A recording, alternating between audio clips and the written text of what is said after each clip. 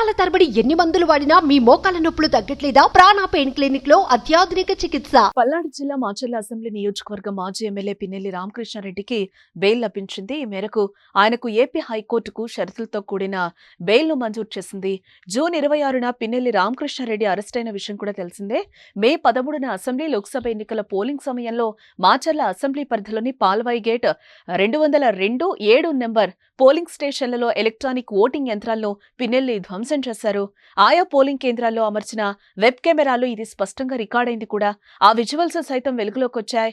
Social మీడియాలో viral గా మారాయి. అప్పట్లో పిన్నెల్లి రామకృష్ణారెడ్డి దురుసుగా పోలింగ్ కేంద్రంలోనికి దూసుకుని రావటం, నేరుగా ఓ కంపార్ట్మెంట్ వద్దకు వెళ్లి ఈవీఎంను నేలకేసి కొట్టడం ఈ వీడియోలో కనిపించింది.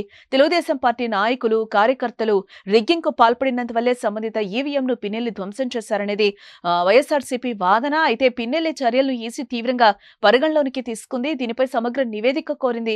ఈ మేరకు ఎన్నికల ప్రధాన అధికారి ముఖేష్ కుమార్ మీనా ఈ ఘటనకు సంబంధించిన పూర్తి రిపోర్టును ఈసీకి పంపించారు. ప్రధాన నిందితుడిగా పిన్నెల్లి పేరునైతే చేర్చారు. వాటిని పరిశీలించిన అనంతరం ఆయనపై చర్యలు తీసుకోవాలంటూ డీజీపీకి సిఫార్సు చేయాలని ఈసీ ఆదేశించింది. ఇదే కేసులో అరెస్టు నుంచి తనకు రక్షణ కావాలని కోరుతూ పిన్నెల్లి రామకృష్ణారెడ్డి హైకోర్టును ఆశ్రయించిన విషయం కూడా తెలిసిందే.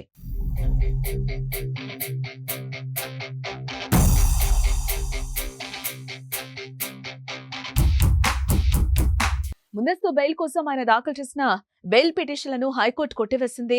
ఆయన వేసిన 4 ముందస్తు బెయిల్ పిటిషన్లను కూడా హైకోర్టు తోసిపుచ్చింది. పోలీసుల తరపున ఎన్ అశ్విని కుమార్, ఫిర్యాదుదారు నంబూరి శేషగిరిరావు తరపున న్యాయవాది పోసాని వెంకటేశ్వర్లు తమ వాదనలు వినిపించారు. తాజాగా ఆయన బెయిల్ పిటిషన్లపై నేడు కూడా వాదనలు జరిగాయి. పిన్నెల్లి తరపున వాదించిన అడ్వకేట్ వాదనలతో ఏకీభవించిన ఏపీ హైకోర్టు న్యాయమూర్తులు ఆయనకు షరతులతో కూడిన బెయిల్ను మంజూరు చేయడం జరిగింది.